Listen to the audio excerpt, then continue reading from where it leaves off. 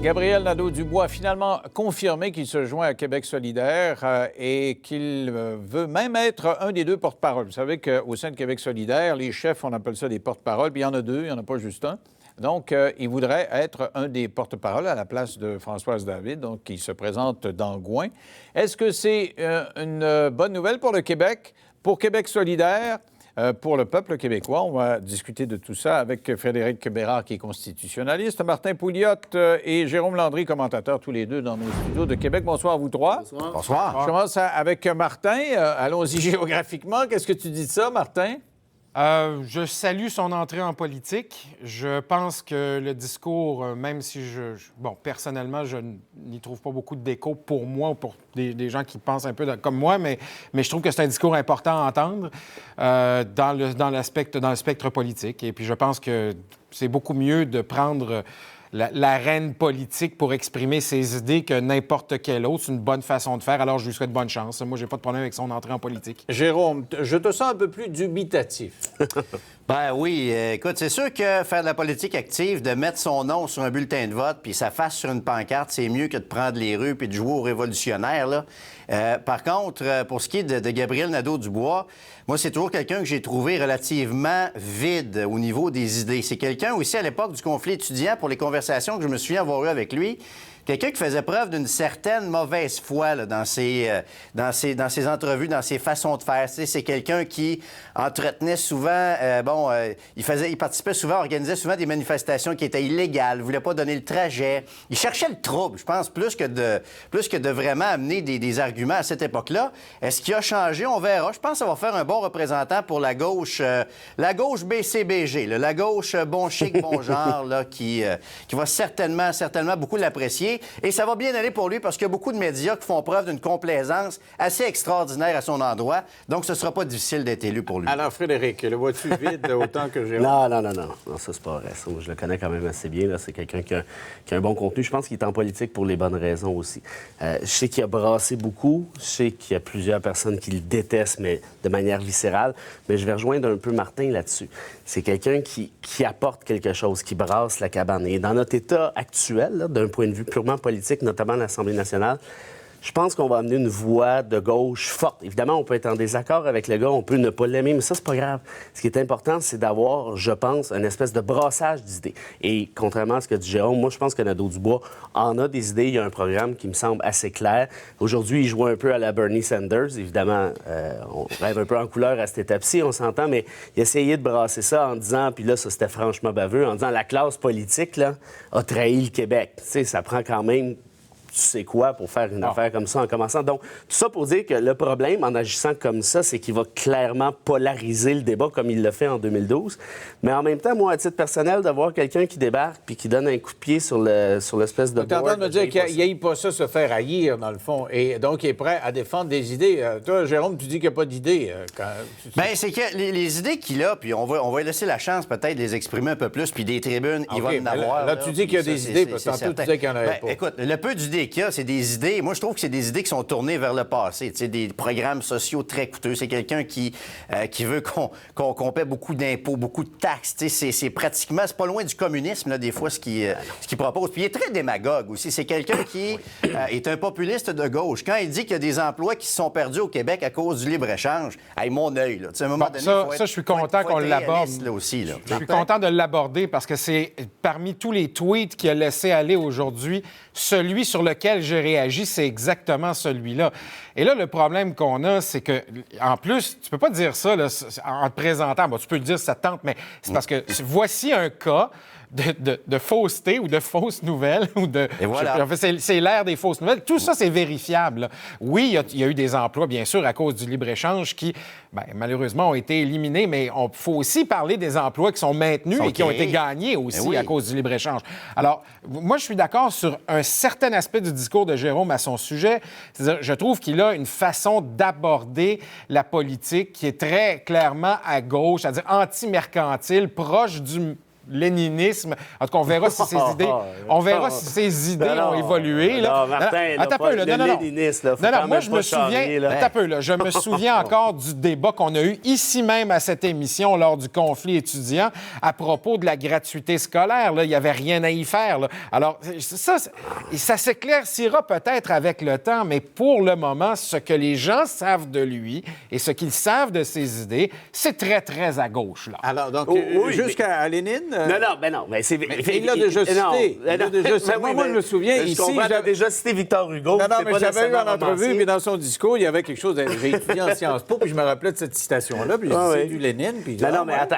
Il est très à gauche. C'est certainement le plus à gauche sur l'échiquier politique actuel, ce qui n'est pas si à gauche que ça quand on se compare, par exemple, à l'Europe. Mais effectivement, Nadeau-Dubois est à gauche, puis il s'en cache pas. Puis quand tu disais tout à l'heure, est-ce qu'il aime ça se faire haïr? Je sais pas s'il aime ça se faire haïr. Ce que je sais, c'est que ça ne lui dérange pas de se faire haïr pour ses idées. Et juste ça, pour moi, c'est une bonne nouvelle. Cela dit, je comprends le truc du libre-échange. Bon, c'est peut-être pas le premier politicien à dire n'importe quoi, parce qu'effectivement, je suis pas d'accord avec ça. Le libre-échange a été profitable d'un point de vue économique. Ça, c'est connu. Cela dit, il a donné un coup de bâton un coup de batte de baseball dans la ruche d'abeilles à d'autres niveaux. Là. Quand il parle, par exemple, de l'espèce de promiscuité avec les médecins, là, il vise les Couillards, il vise les Barrettes, l'anciennement Bolduc. Quand il dit, là, c'est assez, faire de la petite politique sur le dos des religions, sur le dos de la diversité, Ça, c'est une craque assez claire, merci, à l'endroit de Jean-François Lisée. Et puis quand on lui a posé la question, est-ce qu'il y a une convergence possible avec le PQ?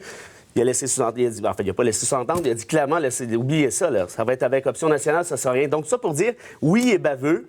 Est-ce qu'on est obligé d'être d'accord? Non. Est-ce que je suis d'accord avec lui tout le temps? Non. Mais ça n'a aucune importance. Alors, Martin et Jérôme, vous avez souvent dénoncé les deux la cassette des politiciens traditionnels. Ben oui.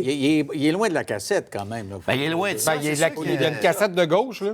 C'est une cassette de gauche, c'est ça. C'est que c'est un populiste de gauche. C'est le Donald Trump de la gauche. On dit un peu n'importe quoi. Non, mais là, peut-être pas. Là. Non, mais quand on fait des déclarations comme ça sur le libre-échange, je m'excuse, on peut pas dire « Ah, c'est parfait, on va laisser passer ça ». Puis là, je m'aperçois que ça va être très facile pour lui. Là. Je veux dire, il va avoir beaucoup de visibilité. Ça va être mon beau Gabriel par-ci, mon beau Gabriel par-là. Oui, mais au-delà de ça, au-delà de ça, là, moi, encore là, comme je l'ai dit d'entrée de jeu, moi, j'ai aucun problème avec son discours. Je pense que c'est une voix qui est importante à entendre dans le spectre politique. Cette voix-là, en passant. C'est un parti qui est marginal au Québec. Non, mais absolument. Pour compter sur l'île de Montréal. Là. Et ça, c'est l'autre point. Là. Je veux dire, on peut en faire une émission complète, mais la réalité concrète, là, parce que les gens vont se poser la question, ça va-tu vraiment changer de quoi l'arrivée de Gabriel Nadeau-Dubois? La réponse à ça, c'est... Bien, pas tant que ça. Là. Une fois qu'il arrive dans Gouin, puis il va probablement se faire élire, là, c'est à peu près comme un libéral dans Mount Royal. Là, okay. Alors donc, on s'entend qu'il ne se fera pas élire premier ministre, mais qu'il va brasser la cage et ses idées vont circuler, parce que quand tu as une place, s'il se fait élire comme député et qu'il devient un porte-parole, c'est sûr qu'il va avoir de l'influence sur la colline parlementaire. Maintenant, parlons de Société des alcools du Québec.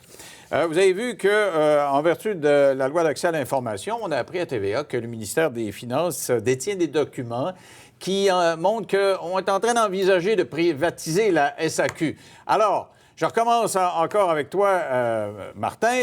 Tu vois tout ça d'un bon œil? Je ne sais pas où me situer dans ce débat-là. Bon, ben écoute, ça commence mal. Jérôme, vois-tu ça d'un bon œil? Ça fait une meilleure discussion.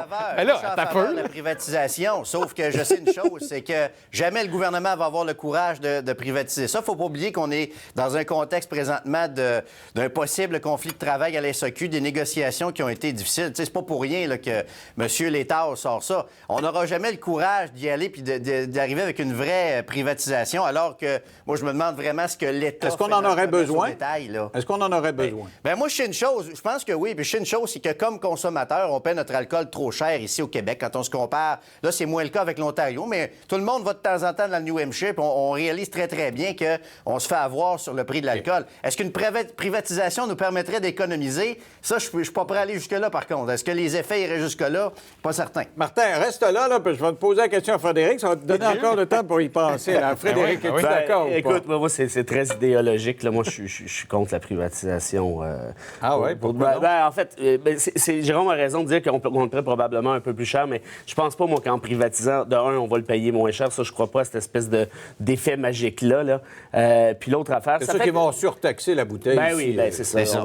On va juste changer ça demain. Là. Mais essentiellement, je veux dire, quand on étatise un genre de service comme celui-là, habituellement, c'est bon pour le Trésor public. C'est assez bien géré, les SAQ. L'État québécois fait de l'argent avec ça. Il y a aussi toute la question de la régulation de la vente des alcools qui, de toute manière, devrait être très, très, très serrée. Alors, pourquoi pas en faire profiter l'État, le Trésor public québécois, plutôt qu'une entreprise XYZ? Alors, Martin, as-tu tranché? Avec qui était d'accord? là? Au secours.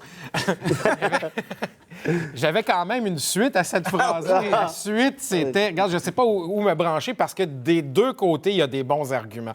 Et des deux côtés, effectivement, moi, je pense qu'il y aurait moyen de faire des gains d'efficacité dans la gestion de la SAQ. Est-ce que la solution, c'est de privatiser? C'est là où je ne suis pas certain.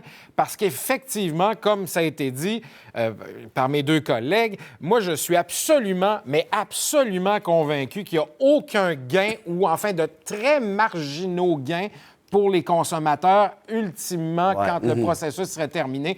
Parce que je suis convaincu d'une chose, le Trésor québécois ne se privera pas des recettes qu'il Alors, quelle est la seule façon d'arriver à ça? Les loyers ne seront pas moins chers demain matin. Comme consommateur, ce que moi, je souhaiterais, en tout cas, je vais parler pour moi, c'est de la concurrence. J'aimerais qu'il y ait plus de concurrence. Comme on le voit aux États-Unis, si tu veux t'acheter une bouteille de vin pas trop chère, tu la ramasses au Walmart ou même dans les pharmacies. Si tu veux une bouteille de vin un peu plus raffinée, bien, il y a des Italiens, des Français qui sont installés des fois. Mais c'est ça. Là, si tu veux du vin, il y en a chez Provigo. Je veux de la concurrence. On veut de la concurrence. En auquel cas, c'est plus de monopole étatique. Vrai.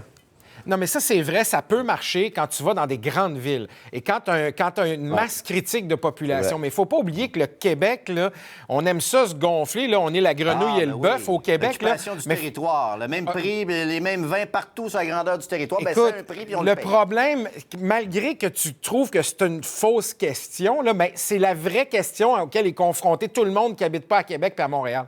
Bien, c'est ça, mais on paye pour ça. On a choisi ça, mais oui, ça coûte on quelque paye chose. pour, On paye pour que les mêmes vins soient distribués partout sur la grandeur du territoire. On paye pour ça, c'est vrai. Puis c'est pas un droit acquis, puis je pense pas que personne... Frédéric? Ben, moi, c'est ça. Moi, je pense que si on privatise, je vois pas en quoi Joe X, là, qui est propriétaire d'un commerce semblable, va baisser de manière systématique le prix des bouteilles, contrairement à ce qu'il est actuellement. Puis là, moi, je suis d'accord avec toi, puis je trouve qu'on a une entrée d'argent de toute façon qui est assurée. Et moi, j'en prends pas de vin, puis si vous le payez un peu plus cher, je suis bien content, parce que dans le fond, ça me fait moins d'impôts à payer sur un autre. En fait, Denis, ça fait juste de toi un cheap date, c'est correct? Merci à vous trois d'avoir participé à l'émission. Restez là, retour. C'est Pascal Wilhelmy qui se joint à nous. Elle va nous parler, entre autres, de Johnny Hallyday qui souffre d'un cancer et également de Emma, comment elle s'appelle? Watson. Son sein se retrouve dans l'actualité. Vous l'avez vu à la dérobée. Elle nous dit pourquoi après la pause.